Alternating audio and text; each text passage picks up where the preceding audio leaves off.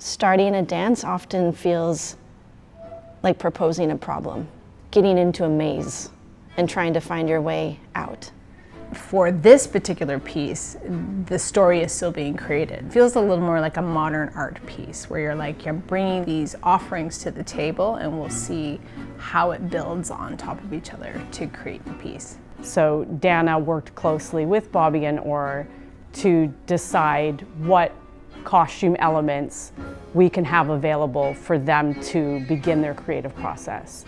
How many costumes are we going to build? What different elements of the costumes are we going to have available, and how are we going to make them function in a way that can support what they're asking for?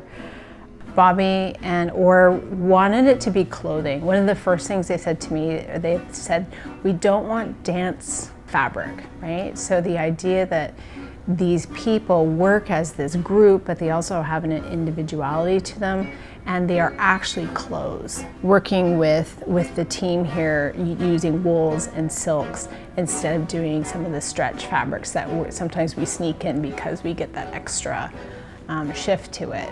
They are so classy and so elegant, and you could just see the dancers' demeanor change as soon as the jacket came on and they looked in the mirror and it just sort of snapped in place and you were like, yes.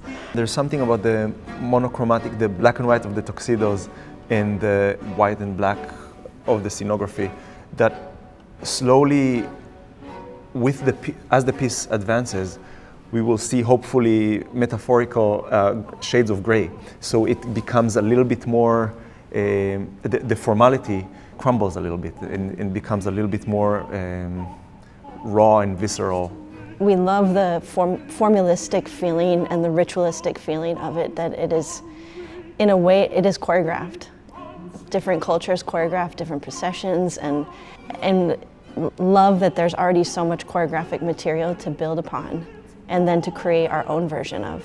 To have these moments in your career are so important and will ultimately define a moment in time for the National Ballet of Canada. It could really distinguish a new era for us.